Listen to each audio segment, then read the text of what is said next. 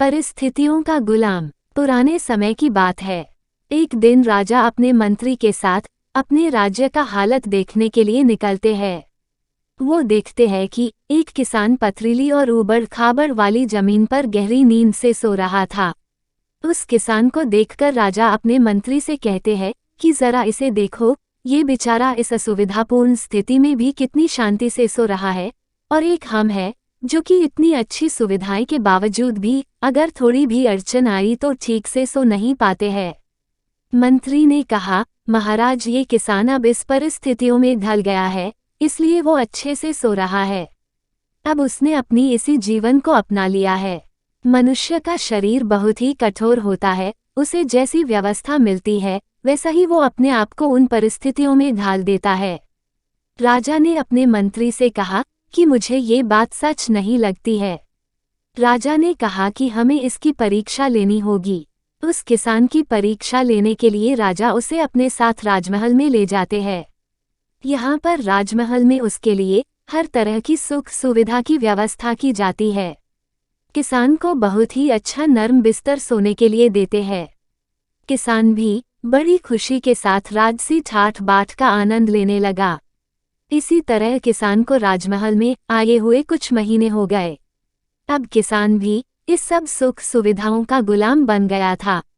उसी बीच एक दिन मंत्री ने चुपके से किसान के बिस्तर में कुछ पत्ते और तिनके रख दिए।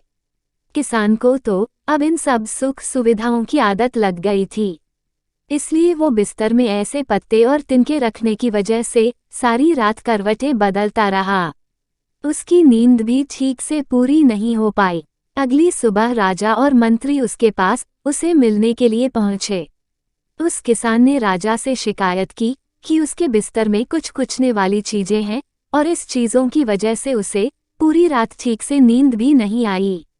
किसान की बात सुनकर मंत्री ने तुरंत राजा से कहा कि देखा महाराज, ये वही किसान है जो कि पथरीली भूमि पर भी गहरी नींद में आराम से सो रहा था, किंतु ये अब कुछ महीने में तो राजमहल के विलासितापूर्ण जीवन का आदी हो गया है। अब तो इसे पत्ते और तिनके भी चुभने लगे हैं। देखा महाराज, मेरी कही हुई बात सच निकली ना, कि मनुष्य परिस्थितियों के अनुसार ढल जाता है और वो परिस्थितियों का गुलाम बन जाता है। राजा ने अपने मंत्री से कहा, हाँ, तुमने मुझे उस दिन सच बताया था। इंसान वाकई परिस्थितियों का गुलाम होता। उम्मीद करते हैं कि आपको ये कहानी पसंद आई होगी।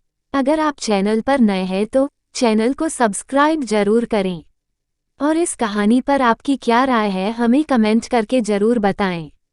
कहानी पसंद आई हो तो लाइक और शेयर करना बिल्कुल भी न भूलें।